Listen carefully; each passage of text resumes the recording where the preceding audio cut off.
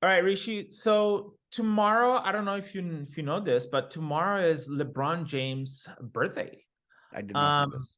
he's gonna be 38, Oh, and actually, I just looked it up. He started playing basketball at the age of 9. yep. So basically, it's been 29 years that LeBron has been, I think playing basketball every single day, right? And I would say that you're a copywriter, and I know that you've been practicing copy for not 29 years, like LeBron has been playing basketball, but for what, 15 years, I think, or Sure. more? How Sure. many years? Yeah, I would say. I mean, I would say. I don't know, maybe 13 years, maybe. Okay. And one thing for sure, it's true whenever Although I will say that before starting frictionless commerce, I used to head sales for companies, and what I was really doing is I was sending cold emails. And actually, I should mention this, and this might be a riff episode for some other time. Everything that I'm one of the few, if you looked at copywriters as Venn diagrams, I am in a very, very tiny minority of copywriters who actually worked cold emailing people and got into copywriting from there. So I have no English degree, I have no formal education in writing, but I just figured out, like, oh, there are certain phrases that I use in a cold email that get responses anyway. So technically you're right, it's been much more than 13 years. Yeah, and by the way, if you guys don't need CRO services from Rishi, but you need to cold email, potential prospects, just DM him. He's gonna give you advice on that. One thing that it's true about whenever somebody masters a skill is that you develop an eye for whatever that skill is, right? So I would feel comfortable by saying that you have developed an eye for good copy and great copy and bad copy. And because one of your kind of like strength is focusing on product pages, I can confidently say that you've been looking at a lot of e-commerce product pages in the past years.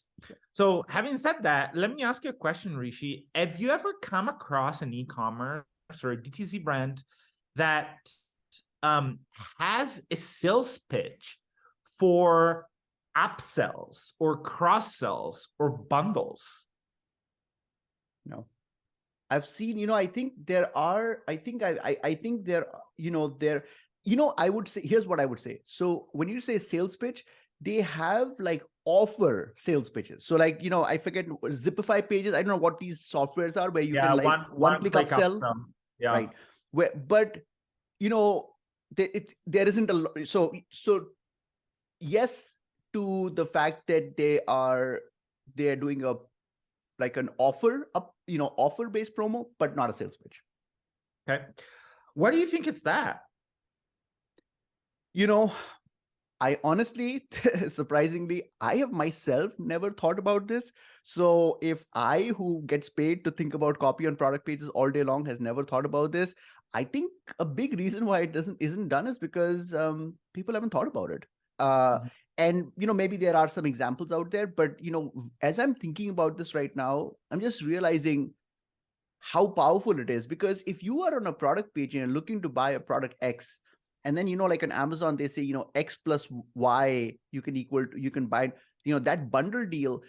Amazon is different because there is no trust barrier for me, but for everyone else that's a huge point of friction.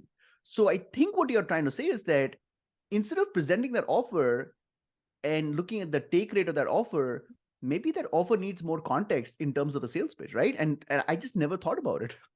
Yeah, it's like motivation.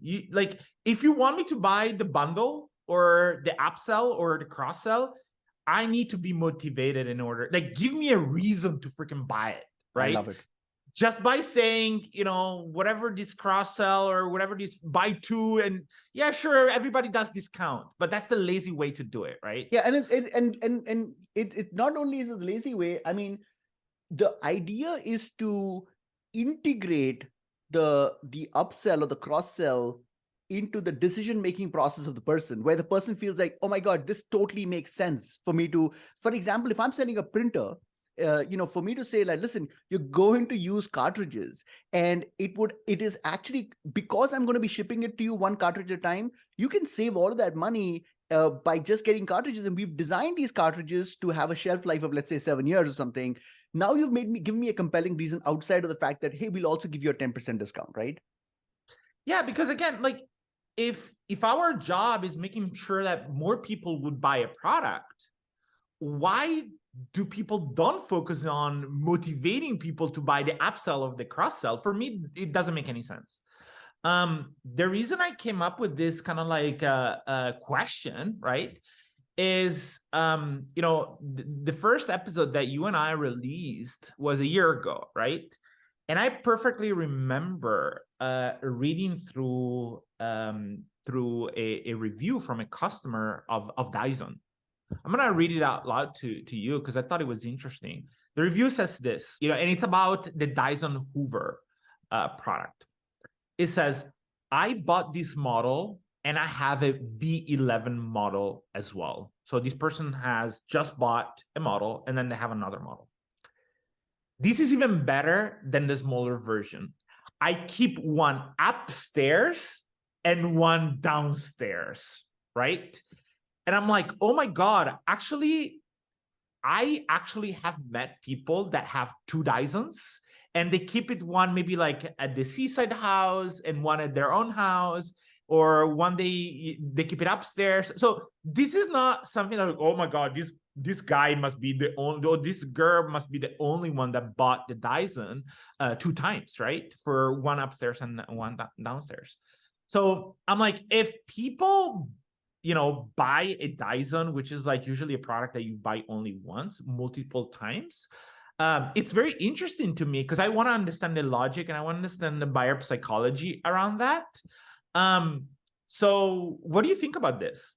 I really like it. I absolutely agree that this is this is something that totally makes sense. And my recommendation would be that instead of injecting this justification on the product page itself, because one of the things that we're trying to do on the product pages is that, like, people's attention is focused on different parts of the page at different points depending on how they're going through the sales page. You want to surface content at very strategic locations. So to me, in the section where we have the cross sell or upsell or the bundling, whatever it is, I would have a call to action there. So it's an extra click. Again, people give pushback on, like, this is friction. Well, not all friction is bad, but the benefit of this to me is that the person is raising their hand up and saying, yes, I want to better understand this. You can come up with lots of different techniques to kind of do this. So that was the one thought I had, was that I don't want to necessarily in the description itself say why you need to buy 2 Dysons, because sure, that actually could be a point of friction for someone who's looking to buy 1 Dyson, because they're like, well, I don't want to buy 2. And so I think you have to design. I think you need, maybe one of the reasons why it's not being done is because people haven't figured out a clever way of doing it, but that I think it absolutely can be done. Yeah, what about like accessories, right? Like I'm thinking about when we did the episode on KitchenAid, you would buy the KitchenAid device, like item, and then they had a lot of accessories that you had to buy separate from the main product. And a lot of those accessories were for a specific type of food or type of cooking and that kind of thing.